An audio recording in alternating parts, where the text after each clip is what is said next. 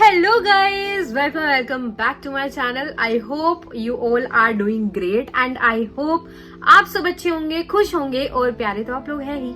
अच्छा, तो आप लोगों ने वीडियो के टाइटल और थंबनेल से देख ही लिया होगा कि आज की वीडियो का टॉपिक बेसिकली है क्या। Topic is how toxic / strict parents ruin their own child's life. तो मेरे कितने फ्रेंड्स हैं, कितने रिलेटिव्स हैं, कितने कजिन्स हैं जिनके साथ एक्चुअल में ऐसा बिहेवियर होता है ड्यू टू देयर पेरेंट्स। उनकी लाइफ बिल्कुल खराब हो चुकी है, बहुत ज्यादा अपने पेरेंट्स से ही परेशान है। लाइक कोई इमेजिन कर सकता है इस चीज को कि अगर कोई अपने पेरेंट्स से ही परेशान है, एक्सटर्नल दुनिया तो उसे छोड़ेगी ही नहीं भाई। मेरे हिसाब से ना एक पेरेंट और एक बच्चे का रिश्ता कुछ ऐसा होता है जो कभी नहीं टूट सकता।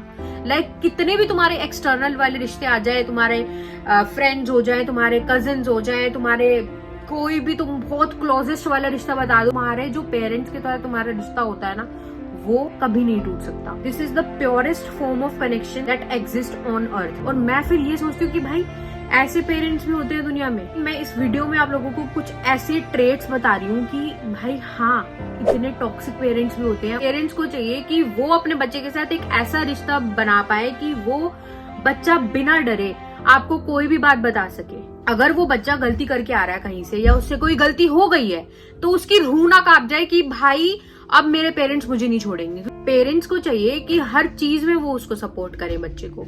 अगर वो कुछ करना चाह रहा है या कुछ भी है, वो उस चीज को सपोर्ट करो। कंट्रोलिंग इतनी हद से ज्यादा कंट्रोलिंग होती है कि कौन से कपड़े पहनने चाहिए, तुम्हें 11th-12th में कौन सा सब्जेक्ट लेना चाहिए और तुम क्या पढ़ोगे आगे। इवन तुम कौन से दोस्त से बात कर सकते हो, कौन से दोस्त से बात नहीं कर सकते हो। तुम्हें इस जेंडर के दोस्त बनाने चाहिए, उस जेंडर के दोस्त नहीं बनाने चाहिए। क्या हर चीज वो कंट्रोल करना चाहते हैं। तुम्हें क्या करना चाहिए, तुम्हें क्या नहीं करना चाहिए, उसकी प्रॉपर लिस्ट होती है उनके पास। इसका रिजल्ट क्या होता है कि बच्चा अपनी लाइफ में कभी भी डिसीजन नहीं ले पाता, फिर इसको सही और गलत की पहचान नहीं हो पाती और फिर बाद में ये एक्सपेक्ट किया जाता है कि तू ऐसा क्यों रह गया या तू ऐसी क्यों रह गई। पर तुमने तो उसको कभी कुछ खुद से करने ही नहीं दिया ना। उसको अगर कहीं भेज भी रहे हैं पढ़ाई के लिए, कॉलेज में भेज रहे हैं, वो लिटरली 5 घंटे जब तक कॉलेज चल रहा है, जब तक एंड होगा, वो वहीं पे बैठे रहेंगे बाहर।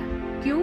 कहीं बीच में ऐसा वो कहीं चला ना जाए बच्चा, या कहीं इधर उधर घूमने ना निकल जाए। इतना कंट्रोल भी देखा है मैंने। अब वो इतना अंडर कॉन्फिडेंट है कि वो अपने लिए कुछ डिसाइड नहीं कर पा रहा।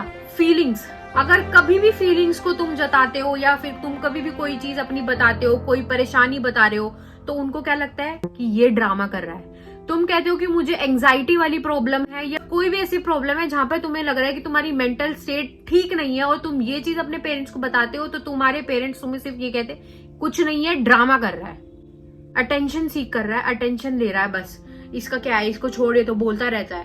भाई वो टॉक्सिक पेरेंट्स हैं, वो तुम्हारे से कभी भी कम्युनिकेट नहीं करेंगे किसी भी प्रॉब्लम के बारे में। और कोई भी फिर एक्सटर्नल प्रॉब्लम हो जाती है या फिर कोई भी दिक्कत आती है तो वो बच्चा एक्सप्रेस ही नहीं कर पा रहा अपने पेरेंट को, नहीं कर पाएगा क्योंकि तुमने पहले इतना मजाक बना चुके हो तुम उस बच्चे की फीलिंग्स का, इतना ड्रामा बोल चुके हो उसको कि वो अब नहीं तुम्हारे सामने रखेगा बात को। इंसल्ट ऑन एवरी मिस्टेक, हर चीज में ताना देंगे। कोई भी चीज हो, तुमसे छोटी से छोटी गलती भी हो गई ना, उस चीज पे ताना देंगे। तुम्हें शर्म नहीं आती है क्या, तुमसे नहीं हो पाएगा, तुम्हें हमारी इज्जत की कोई परवाह नहीं है। कोई भी रिलेटिव्स तुम्हारे घर पे आ रहे होते तो उनके सामने ताने शुरू कर देते हैं, उनके सामने इंसल्ट करना शुरू कर देते हैं। इसके बस की नहीं है, ये तो लेके बैठ गया है, ये बस इसके बस की कुछ नहीं है पढ़ना, इसने तो हमारे पैसे फुकवाए हैं। दूसरों के सामने तो उसकी इंसल्ट मत करो, क्या उसकी कोई रिस्पेक्ट नहीं है? पर वो नहीं करेंगे ऐसा। क्यों? क्योंकि वो टॉक्सिक पेरेंट है। उनको तुम्हारी सेल्फ रिस्पेक्ट, तुम्हारी रिस्पेक्ट कुछ नहीं पता। उनको बस अपना इंसल्ट करके बहुत अच्छा लगता है। वो कभी इस चीज के बारे में तुम्हें सॉरी भी नहीं कहेंगे कि यार हमसे गलती हो गई, हमने ऐसा किया तेरे साथ। वो नहीं करेंगे क्योंकि उनको कभी अपनी गलती रियलाइज ही नहीं होगी। कंपैरिजन से गंदा कंपैरिजन पता है कौन सा होता है? Sibling comparison. आपस में ही कटने लग जाते हैं कि भाई इसकी इतनी तारीफ और मेरी इतनी कम, मेरी तो हो ही नहीं रही है ना, मुझे तो 0 माना जा रहा है और इसको हीरो माना जा रहा है। लाइक वहां पे तुमने क्या करा, सिबलिंग्स के बीच में भी फूट डाल दी है। नेबर्स के साथ कंपेयर करेंगे कि फलाने का लड़का इतने मार्क्स लाया है, फलाने की लड़की इतने मार्क्स लाया है। तेरी क्लास के टॉपर के 98 है और तेरे 95 है, अगर 2-3 मार्क्स और ले आती तो तू टॉपर बन जाती। तूने क्या करा? तेरे से तो हमने एक्सपेक्ट किया था कि तू टॉपर बनेगी। भाई वो 95 मार्क्स लेके आई है, तुम अपने 10th 11th 12th में कितने मार्क्स लेके आए थे? और मानो चलो तुम टॉपर ही थे अपनी क्लास के, 95 को अप्रिशिएट तो करो। Comparison acts as a slow poison. Growth ही नहीं हो रही भाई। क्यों नहीं हो रही ग्रोथ? कंपैरिजन से बच्चा ट्राई करने की भी नहीं सोचेगा, क्योंकि उसको पता है कि वो कितना भी ट्राई कर ले भाई, कितना भी ट्राई कर ले, उसके पेरेंट्स उससे कभी भी सेटिस्फाइड नहीं हो सकते। उसके पेरेंट्स कभी भी उसको अप्रिशिएट नहीं कर सकते। हमेशा उसको यही बोलेंगे तू इससे बेटर कर लेता, या फिर तू इससे अच्छा कर लेता तो हम खुश होते, या फिर तूने क्या ही किया है। ये सबसे घटिया इमोशनल ब्लैकमेल, ये तो हर बच्चे के साथ होता है, हर बच्चे के। मैंने तुम्हारे लिए क्या कुछ नहीं किया, तुम मेरे लिए इतना नहीं कर सकते। इट्स अ ट्रैप गाइस, जिसमें बच्चे फंस गए तो फंस ही गए। और हर बच्चा फंसता है, मैं मर जाऊंगा या मर जाऊंगी अगर तुमने ये किया, अगर तुमने फलाना ड्रीम मेरा पूरा नहीं किया, अगर तुमने मेरा ये स्ट्रीम चूज नहीं करी है, मैं मर जाऊंगा या मर जाऊंगी। बच्चे क्या सोच रहे होते हैं उस वक्त कि इनको कुछ हो गया तो हमारा क्या होगा। शायद मेरे साथ कभी ऐसा हुआ नहीं, बट मुझे लगता है कि यही सोच रहे होंगे, तेरे को आज तक कितना कुछ दिया और तेरे को कितने अच्छे से पाला, और तू तो निकम्मा निकला या निकम्मी निकली, तूने तो हमारे अरमानों पे पानी फेर दिया। हर चीज पे एहसान जता देना कि हमने तुम्हारे लिए इतना कुछ किया है, या फिर हमने तुम्हारे लिए तुम पे इतना पैसा लगाया है। कोई भी अगर थोड़ी सी भी तुम्हारा कुछ प्रोग्रेस बेकार हो गई है, या फिर तुमने कोई गलती कर दी है, तो तुम्हें हर चीज पे एहसान जताना तो लाइक ऐसा उनके लिए ऐसे जुबान से निकालने फिसलने साबुन की तरह फिसलता हुआ ताना है। ये बात नहीं मानी तो तुम्हारे से रिश्ता खत्म। इंडियन पेरेंट्स का तो हथियार है बेसिकली इमोशनल ब्लैकमेल करना। अगर आप लोग मेरी वीडियो यहाँ तक देख रहे हो ना, I hope you are doing great. और अगर आपकी लाइफ में कुछ ऐसी सिचुएशंस हैं या आपकी लाइफ में ऐसी प्रॉब्लम्स हैं, तो आई होप वो जल्दी ठीक हो जाए।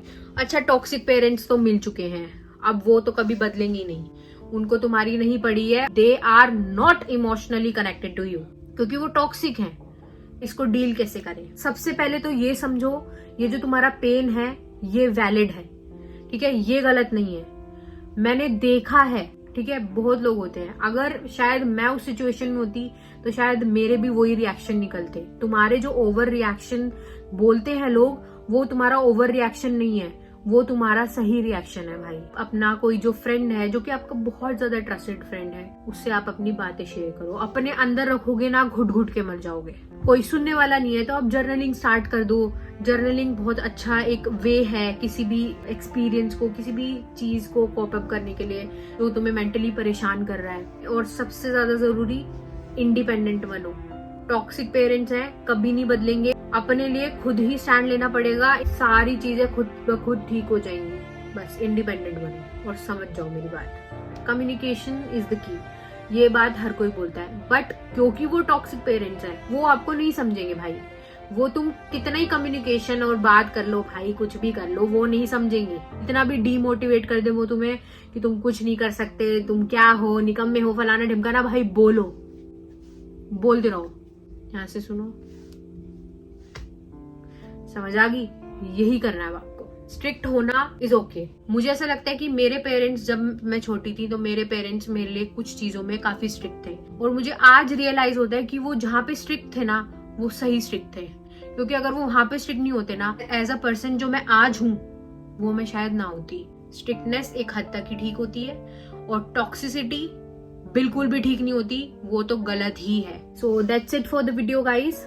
आई होप आपकी लाइफ में सब कुछ ठीक हो जाए, और I am so grateful and I am so thankful कि मेरे पेरेंट्स बहुत अच्छे हैं। मैंने कभी ये फेस नहीं किया। Take care guys. So bye bye guys, अगली वीडियो में आप लोगों को